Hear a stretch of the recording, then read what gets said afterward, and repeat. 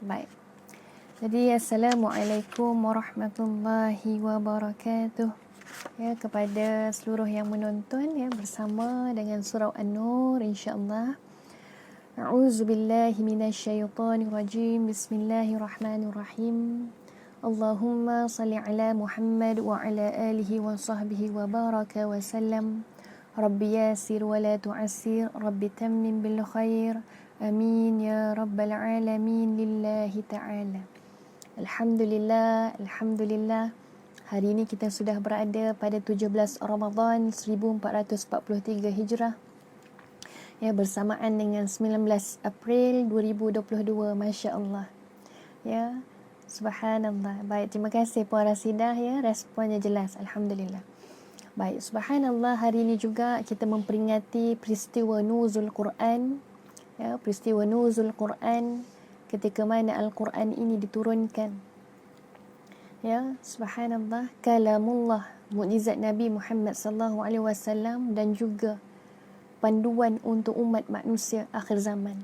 Ya, subhanallah. Jadi bila kita bincang tentang Al-Quran, ya, hari ini peristiwa nuzul Quran, kita memperingati nuzul Quran, memperingati dan kita nak lebih, ya, bukan saja ingatnya di akal, ingatnya di minda, ingatnya di sini, tetapi kita nak lebih masuk ingat di fikiran dan kita nak masuk di dalam jiwa dengan merasai kenikmatan itu, insya-Allah. Jadi alhamdulillah, terima kasih yang menonton terus, insya-Allah. Encik Azman Abdullah bersama kita, alhamdulillah. Subhanallah, hari ini kita masih lagi tuan-puan muslimin muslimat sekalian, kita masih lagi bincang berkaitan tentang sambungan kitab, ya, sambungan kitab Tasliyatu Ahlil Masaib. Ya, kita nak menghiburkan jiwa-jiwa yang di mana kita ini merasa pelbagai perasaan di kala kita ini ditimpa dengan musibah, dugaan, ujian, ya, subhanallah. Maka itu seluruhnya juga daripada Allah Azza wa Jalla. Jadi muslimat muslimin sekalian seluruhnya tuan-puan, ya, sambungan daripada kitab ini kita akan tengok juga nanti insya-Allah. Saya akan bawakan beberapa contoh untuk kita sama-sama belajar, khususnya saya. Kita nak belajar bagaimana untuk mengendali, mengurus musibah, mengurus emosi yang lebih cemerlang, yang lebih sejahtera insya-Allah. Sebab bila kita bincang musibah, kesusahan, dugaan, ujian, semua itu adalah perkara yang telah ditetapkan lebih awal. Perkara yang kita tidak boleh elak, perkara yang kita tidak boleh halang daripada berlaku. Malah mana mungkin kalau perkara-perkara tersebut berlaku pada kita, kita tidak ada sedikit pun rasa sedih. Pastilah akan ada rasa kesedihan, akan rasa terduduk, akan rasa pelbagai perasaan-perasaan tersebut. Pastilah. Iaitu fitrahnya manusia. Cuma ya, bila kita kata kita tak boleh nak cabut rasa sedih, kita tak boleh nak campak rasa marah, ya, kita tak boleh nak buang rasa geram, kita tidak boleh. Tapi apa yang kita boleh adalah kita mengurus, ya, kita mengurus jiwa kita, mengurus emosi kita, melatih diri kita untuk berhadapan dengan namanya musibah dugaan dalam keadaan emosi kita terurus. Subhanallah, kan? Jadi nak mengurus emosi ni pun kena ada cara dan kaedah yang betul, ya, supaya bila kita ada ilmu, kita tahu bagaimana cara yang baik, yang betul untuk mengurus emosi, maka kita akan dapat kawal emosi. Kita dapat mengawal suasana, keadaan ketika kita berhadapan dengan ujian tersebut.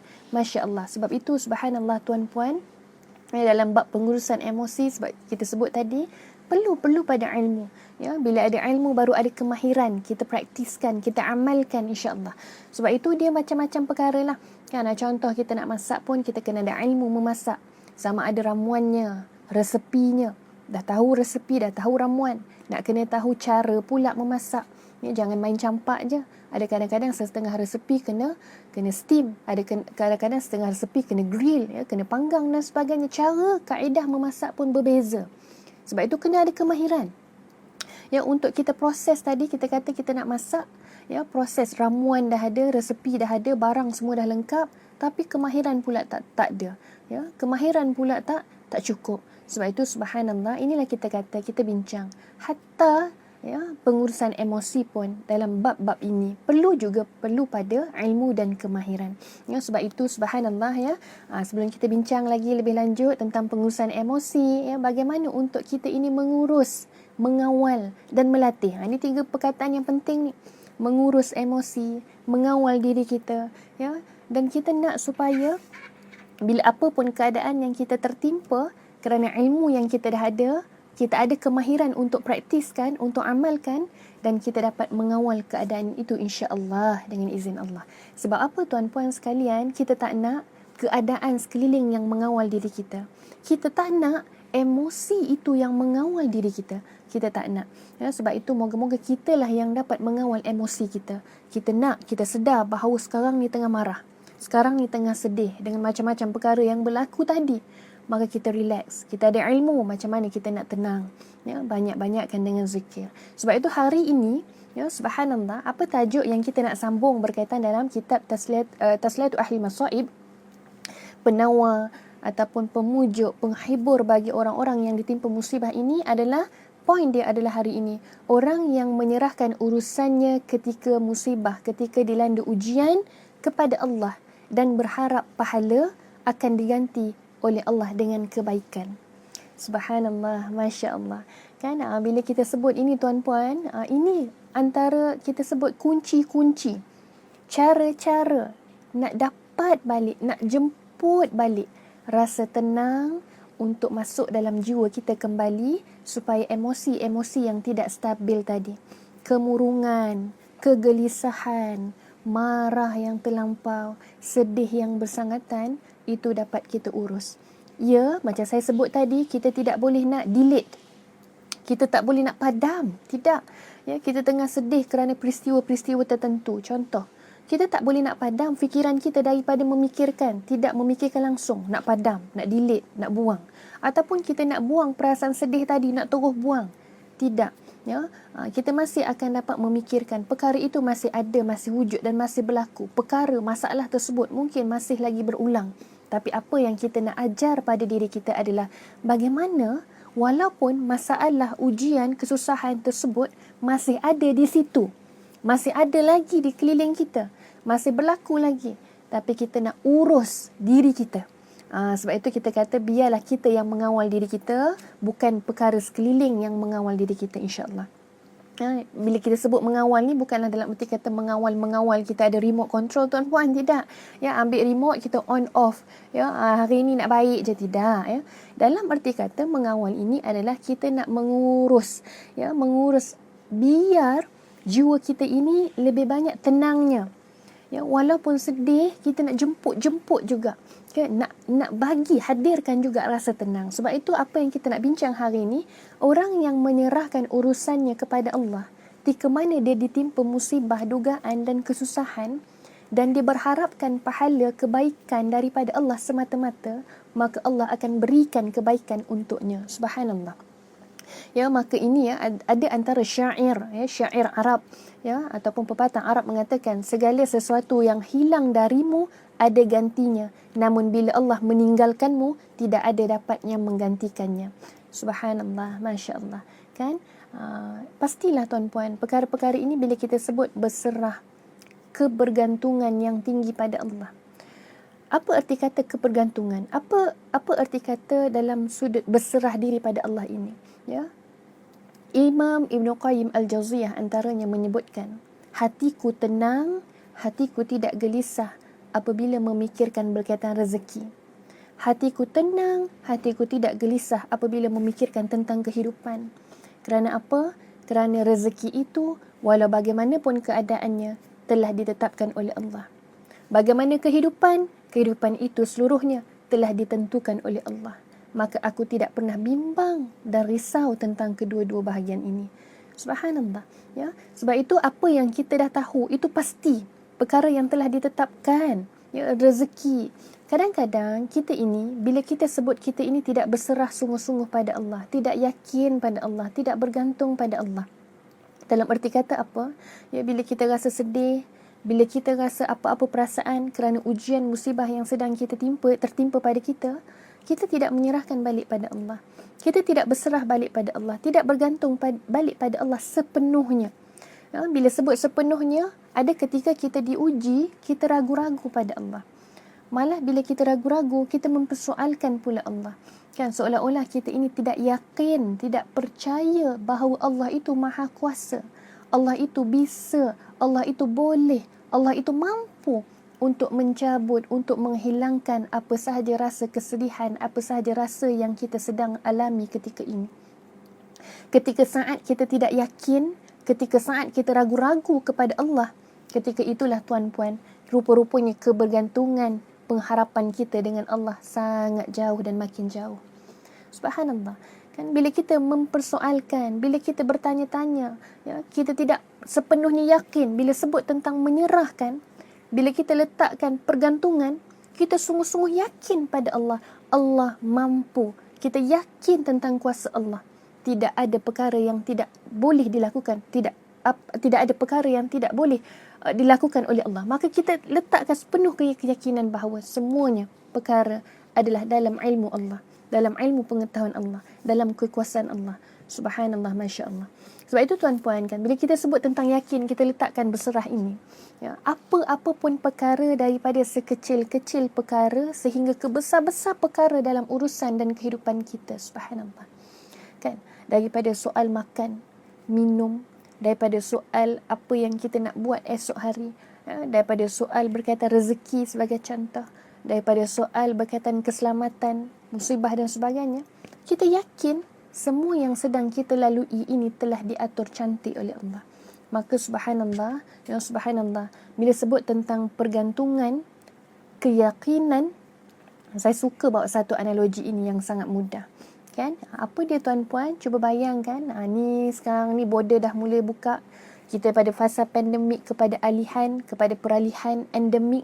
Subhanallah. Ya, banyak perkara-perkara yang boleh kita dah buat. Seperti kita kata pergi masjid, dah mula rapat saf sebagai contoh. Itu antara nikmat-nikmat yang kita rasai tahun ini, alhamdulillah. Kan?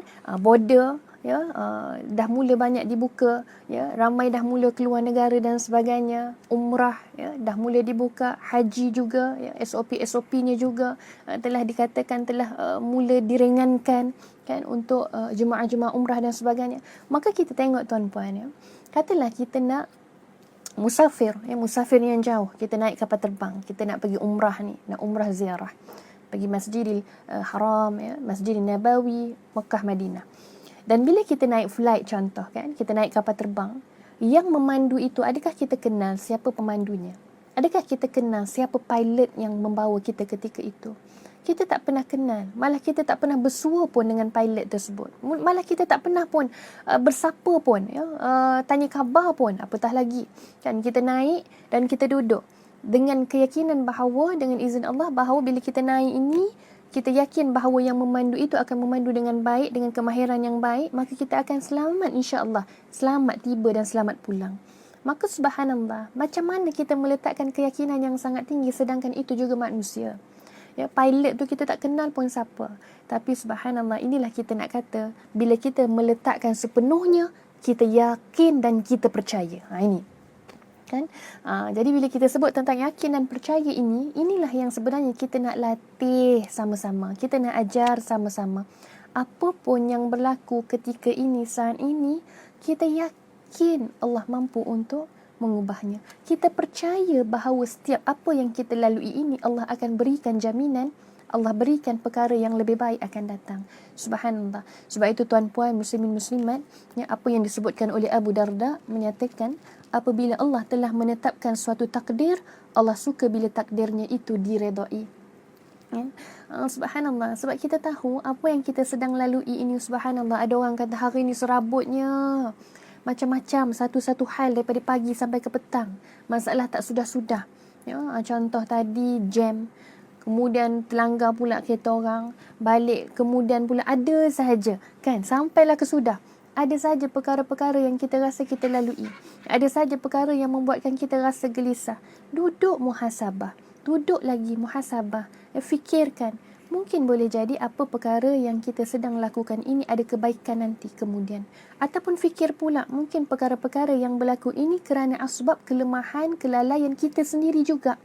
Kan? Mungkin kita ini lupa untuk ingat Allah. Allah datangkan bentuk-bentuk tadi dengan bentuk pelbagai untuk kita duduk muhasabah, ingat balik pada Allah, bergantung balik pada Allah, cari Allah. Sebab itu subhanallah, kan? Tengok bagaimana kata-kata Abu Darda bahawa Allah telah menetapkan takdir dan Allah suka bila seseorang itu, manusia itu, kita ini hamba redha dengan takdir, redha dengan apa yang telah ditetapkan. Sebab itu apa sahaja takdir yang baik dan takdir yang mungkin bagi kita ini tidak baik, tapi kita kena ingat apa yang tidak baik bagi kita ataupun apa yang kita tidak sukai, itu boleh jadi adalah perkara kebaikan yang Allah takdirkan, Allah jadikan untuk kita. Subhanallah. Sebab itu tuan-puan, fikiran kita sangat terbatas. Fikiran kita sebagai hamba, sebagai manusia sangat limit, sangat terbatas, sangat tidak berdaya. Kita tak mampu untuk mengetahui akan datang apa yang berlaku. Kita tak tahu apa yang akan berlaku akan datang. Sebab itu boleh jadi apa perkara yang ketika ini kita lalui membentuk jiwa kita yang lebih kuat untuk menempuh perkara-perkara yang lebih besar akan datang. Subhanallah.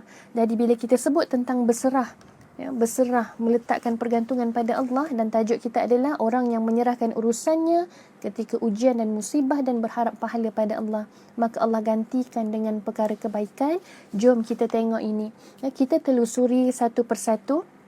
Kita sempena nuzul Quran tuan-puan, maka saya bawakan beberapa surah dalam Al-Quran, kisah surah ataupun ayat-ayat yang saya bawakan sekejap lagi ini, yang kita kaitkan dengan kisah-kisah yang berlaku yang terdapat dalam Al-Quranul Karim sebagai panduan untuk kita, sebagai rujukan untuk kita, supaya kita fikir dan pilih. Subhanallah, Allah dah berikan lebih awal panduan untuk kita, untuk menjadi guideline, untuk menjadikan kita ini terbimbing. Subhanallah.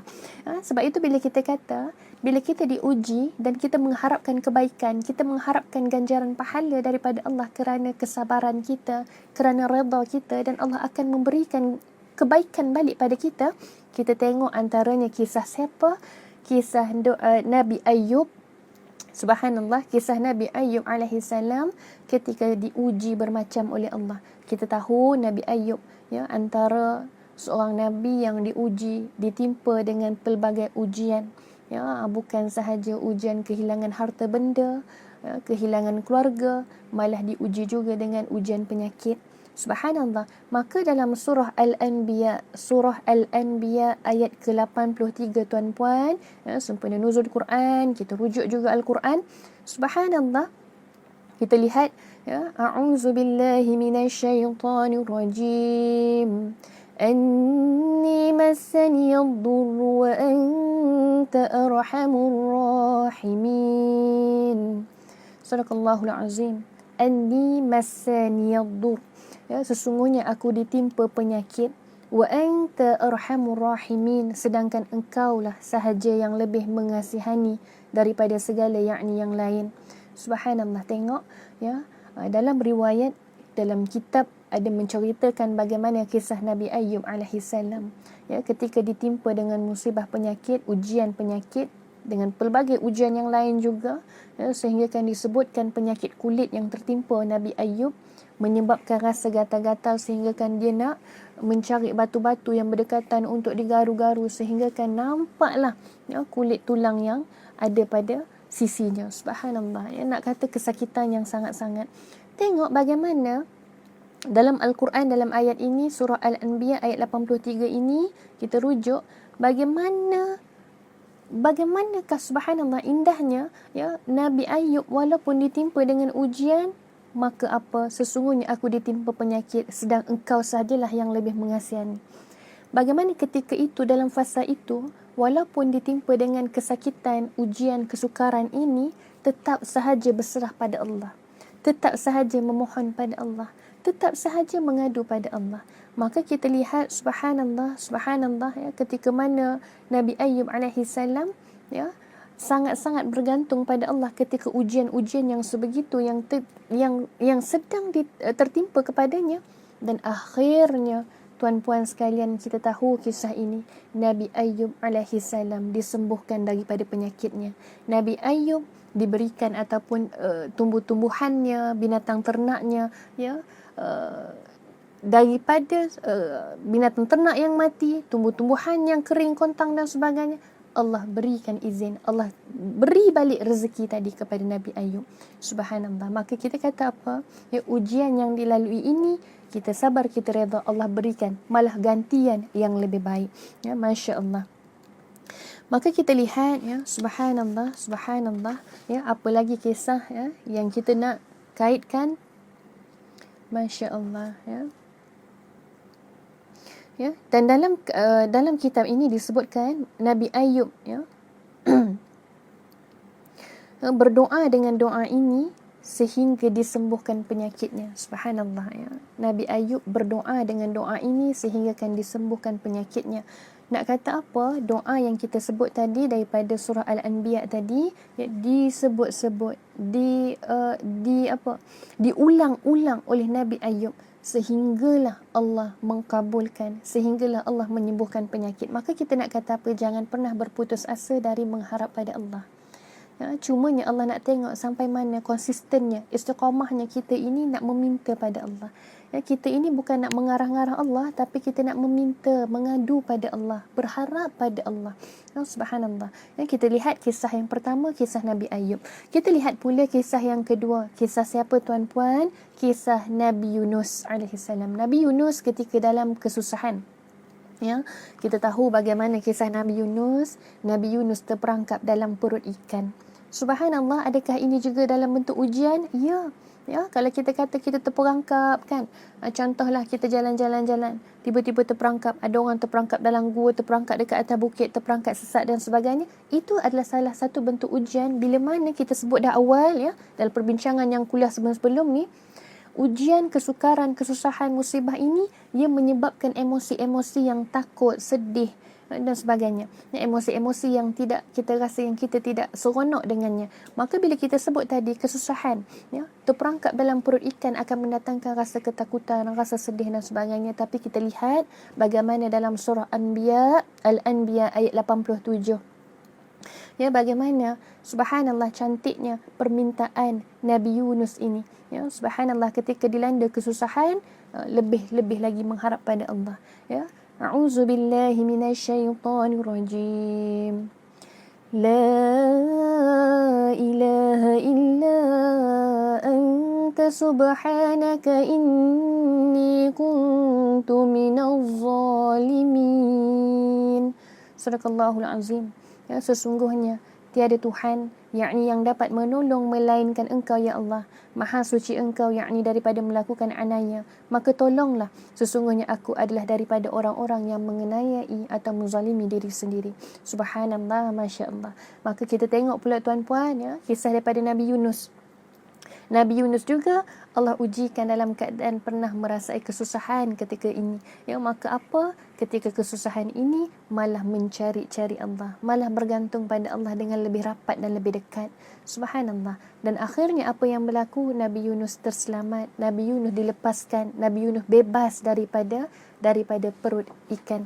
Nah, ini yang kita nak belajar, tuan-puan sekalian, ya, subhanallah. Yang apa dia? Bila mana kita sungguh-sungguh, kita tahu ketika ini kita sedang diuji dan kita sungguh-sungguh mengharap meletakkan pergantungan pada Allah sahaja dan semata-mata, kita tahu dan kita kena yakin, kita kena percaya bahawa Allah akan berikan sinar, Allah akan berikan jalan, Allah akan berikan tenang, Allah akan berikan bahagia pada akhirnya, insya-Allah.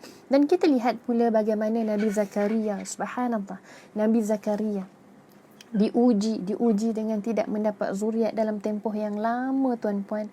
Ya, Nabi Zakaria diuji. Maka apa? Kita lihat subhanallah, ya, dengan doa yang diminta, ya, dalam surah Al-Anbiya ayat 89. A'udzu billahi minasyaitonir rajim. Rabbi la tadharni fardan wa anta khairul warithin. Ya, Allah berfirman, maksudnya, wahai Tuhanku, janganlah engkau biarkan daku seorang diri, yakni dengan tidak meninggalkan zuriat, ya, wa anta khairul warithin, dan engkaulah juga sebaik-baik yang mewarisi. Subhanallah, tengok sangat positifnya Nabi Zakaria dalam doa ini, mendidik, mengajar kita untuk meminta pada Allah tidak berhenti. Bagaimana Nabi Ayub meminta untuk Allah menyembuhkan penyakitnya, bagaimana Nabi Yunus meminta untuk Allah menyelamatkannya daripada kepungan perut ikan, bagaimana Nabi Zakaria positif meminta sentiasa, tuan-puan, setiap harinya meminta tidak putus untuk mendapatkan zuriat. Subhanallah. Sebab itu jangan pernah putus asa dalam berdoa dan meminta pada Allah. Doalah dengan sungguh-sungguh. Doalah yakin bahawa doa itu pasti Allah akan kabulkan. Ya, sebab itu subhanallah, doa dengan bersungguh-sungguh dan yakin. Dan yang kedua adalah positif dengan doa. Ya, bila kita sebut positif dengan doa, bagaimana subhanallah disebutkan ini, ya, minta pada Allah dengan rasa Allah akan bagikan pada kita, Allah akan berikan pada kita, Allah akan kurniakan pada kita bahagia, tenang dan sebagainya. Kalau sekalipun tidak di dunia, moga-moga bahagia tenang yang kita minta itu lebih baik nanti untuk di hari akhirat kelak. Moga-moga. Ya, dan kita lihat pula subhanallah, apa antara lagi banyak tuan-puan kan, dalam Al-Quran lagi banyak sebenarnya kisah-kisah yang boleh menjadikan panduan untuk kita, rujukan untuk kita. Bila kita rasa kita sedih, terus cepat-cepat ingat berharap pada Allah, meletakkan pergantungan pada Allah, berserah pada Allah. Dan banyak kisah yang kita sebut hari ini sudah terbukti pun. Ya, subhanallah. Maka Allah lah sebaik-baik pergantungan dan sebaik-baik yang boleh membantu menolong kita. Dan kita lihat ya dalam kisah yang lain pula ataupun dalam Al-Quran, dalam surah Al-Anbiya ayat 112.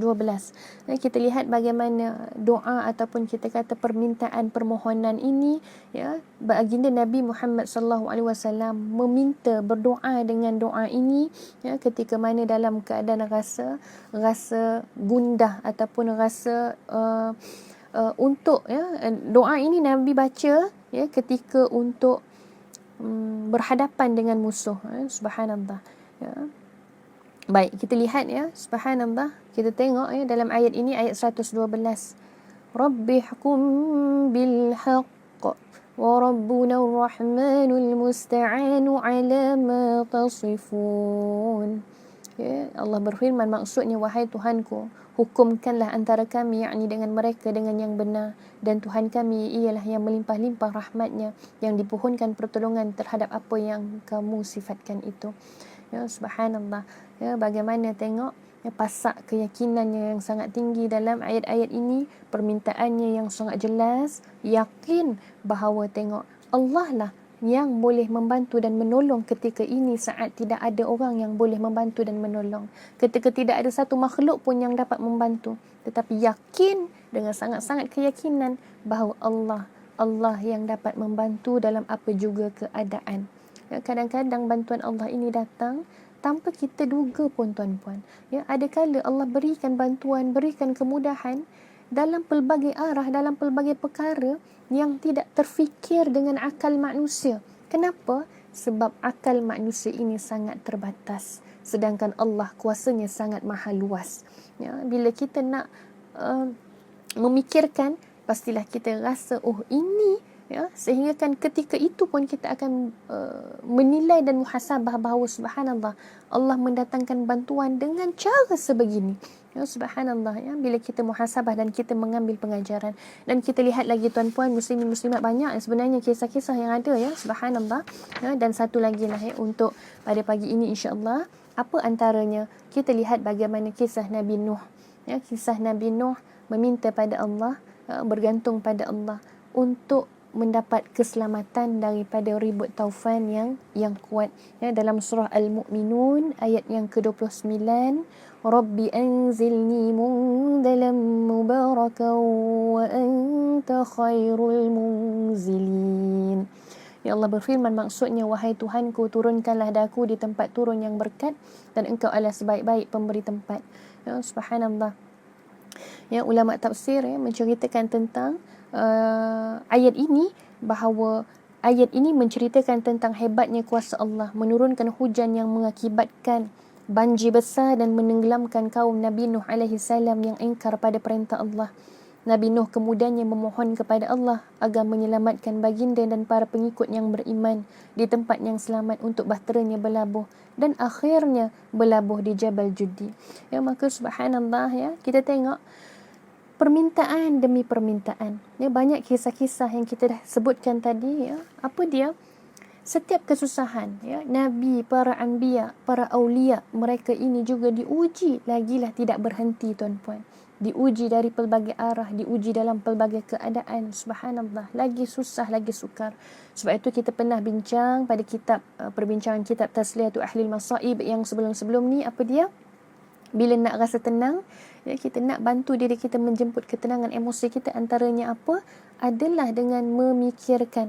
Bila kita ditimpa ujian ketika ini, fikir ada orang yang lebih sukar, lebih susah menghadap ujian. Ya, ada orang yang diuji lebih besar, ada orang yang diuji lebih hebat dan lebih dahsyat. Maka itu akan dapat memujuk jiwa kita, memujuk perasaan kita, dan kita akan terus bersyukur pada Allah. Subhanallah. Dan kalau kita belajar lagi daripada kisah Nabi Ayub juga, kisah Nabi Muhammad sallallahu alaihi wasallam, ya tuan-puan, bagaimana setiap ujian yang dilalui, yang tertimpa, malah mereka ataupun diajarkan untuk kita apa? Untuk lebih banyak bersyukur pada Allah. Sebab itu subhanallah, untuk pesan pada diri saya juga tuan-puan, kadang-kadang kita ini bersyukurnya pada perkara-perkara nikmat sahaja, ya, perkara-perkara yang best-best je kita nak bersyukur. Alhamdulillah, ya Allah, kita memuji Allah dengan tahmid, kita memuji Allah yang menyebut-nyebut pujian bila kita dapat nikmat, perkara-perkara yang kita suka, yang seronok, yang cantik, yang hebat, yang indah.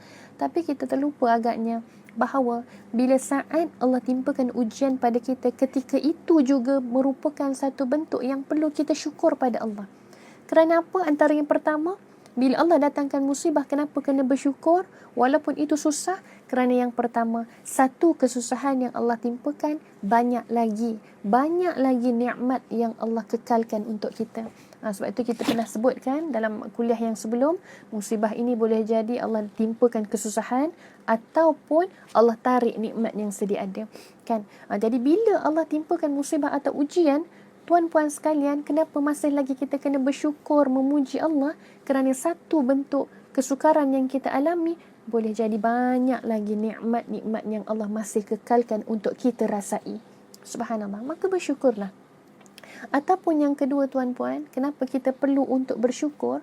Supaya kita tahu apa yang Allah tengah beri ataupun sedang kita lalui ketika ini, yang Allah takdirkan ketika ini, adalah rupa-rupanya untuk memberi yang lebih baik untuk kita akan datang, untuk melatih diri kita menjadi yang lebih baik pada masa akan datang.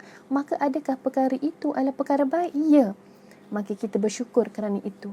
Subhanallah, yang banyaknya sebab untuk kita bersyukur. Sebab itu perkara-perkara inilah, ya, kita nak, subhanallah, kita nak latih, luntur, pimpin, bimbing jiwa kita, subhanallah, supaya emosi kita teratur, emosi kita emosi yang sejahtera, kembali balik berserah pada Allah dengan yakin dan percaya. Jangan ragu-ragu. Sebab itu kali pertama kita diuji, duduklah bertenang dulu sebelum kita bertindak, sebelum kita bereaksi tuan-puan. Sebab apa? Bila kita bertindak di luar kawal, kita bertindak dengan nafsu, kita bertindak dengan emosi yang tidak stabil, yang tak rasional, maka kita akan melakukan perkara-perkara yang di luar kawalan. Ya, na'udzubillah min zalik. Kita minta jauh. Ya, sebab itu ada orang yang ganas, ya, jadi pukul-pukul dan sebagainya kerana emosinya tadi tidak dipimpin, emosinya tadi tidak dibimbing. Kita nak lunturkan dulu emosi-emosi yang tidak baik tadi. Moga-moga bila kita lebih bertenang tuan-puan, fikiran kita lebih rasional untuk berfikir. Moga-moga. Sebab itu kita terus kita nak belajar daripada kisah-kisah yang kita sebut tadi. Subhanallah, ya, para anbiya, mereka mengajarkan kita untuk apa? Bila dilanda kesusahan, terus bersegera mencari Allah. Bersegeralah mencari Allah. Kerana ketika itu bila kita memohon, mengadu pada Allah, kita mengadu sepenuhnya pada Allah setiap kesukaran, kesakitan. Subhanallah, yakinlah. Ya. Yang pertama apa dia? Bila kita lepaskan, kita mengadukan, kita akan rasa lebih ringan dan tenang. Dan apa? Ketenangan itu juga adalah ketenangan yang Allah campakkan ke dalam jiwa kita. Kita kena yakin dan percaya. Sebab itu subhanallah tuan-puan, muslimin muslimat, Ya, apa lagi yang kita nak sebutkan ya, kita untuk khulasah ya, untuk kesimpulan dalam kitab Tasliyatu Ahli Masaib pada hari ini, yang kita lihat dalam satu hadis riwayat Imam Ahmad, ya, apa yang disebutkan oleh baginda Nabi Muhammad sallallahu alaihi wasallam ya, dalam satu hadis, maksudnya sesungguhnya apabila Allah mencintai sesuatu kaum, Allah akan menguji mereka. Allah akan menguji mereka. Orang yang redha akan mendapat pahala dengan rasa redanya tadi, dan orang yang mengutuk maksudnya dia tidak redha ya, dia rasa marah-marah, dia mencaci ataupun dia rasa sentiasa mempersoalkan ya, maka dia akan mendapat dosa dengan kutukan-kutukannya tadi. Subhanallah ya. Maka inilah kita nak bincang tuan-puan ya, bila Allah mencintai, bila Allah nak dekat dengan suatu kaum atau Allah nak mendekati kita ini, Allah akan datangkan ujian dengan pelbagai perkara. Maka kita balik pada Allah, balik pada Allah, doa dan minta pada Allah, doa dan minta pada Allah, doa kekuatan untuk kita menghadapi apa saja perkara yang sedang kita lalui ini.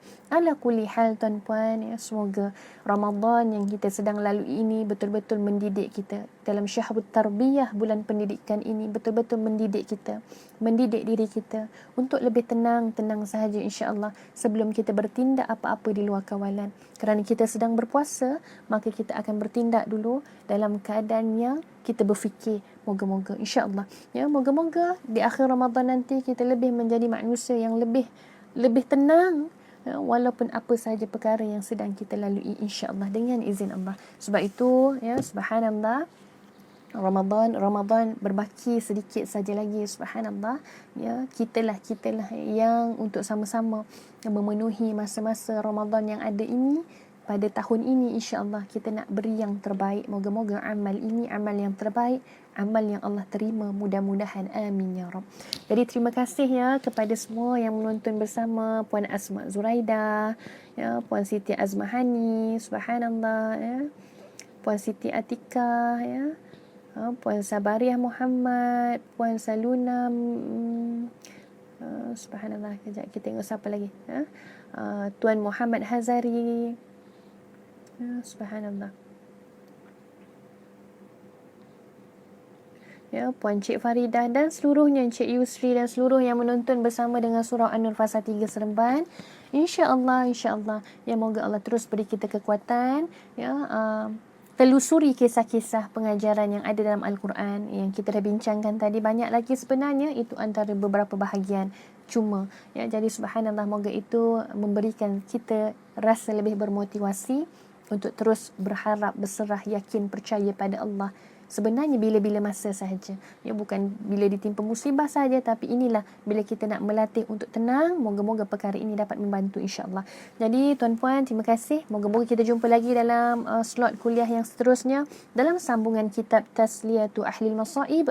Untuk perbincangan kita nak mencari solusi, mencari jalan, menghiburkan jiwa kita. Kita tak nak bersedihnya lama-lama, kita tak nak rasa gelisahnya berlama-lama, kita nak segera rasa tenang, supaya tenang tadi membantu kita untuk beribadah lebih khusyuk, lebih tenang, supaya kita lebih mencari jalan mendekati Allah dengan lebih bahagia insya-Allah. Moga-moga. Amin ya Rabb. Jadi terima kasih semuanya. Maaf salah silap daripada saya. Insya-Allah kita jumpa lagi. Terima kasih kepada surau An-Nur fasa 3 Seremban dan seluruh ahli jawatan kuasa. Terima kasih juga pada tuan-puan muslimat. InsyaAllah kita jumpa lagi. Maaf sekali salah silap. Assalamualaikum Ramadan Karim insyaAllah. Kita jumpa lagi. Assalamualaikum warahmatullahi wabarakatuh. Alhamdulillah.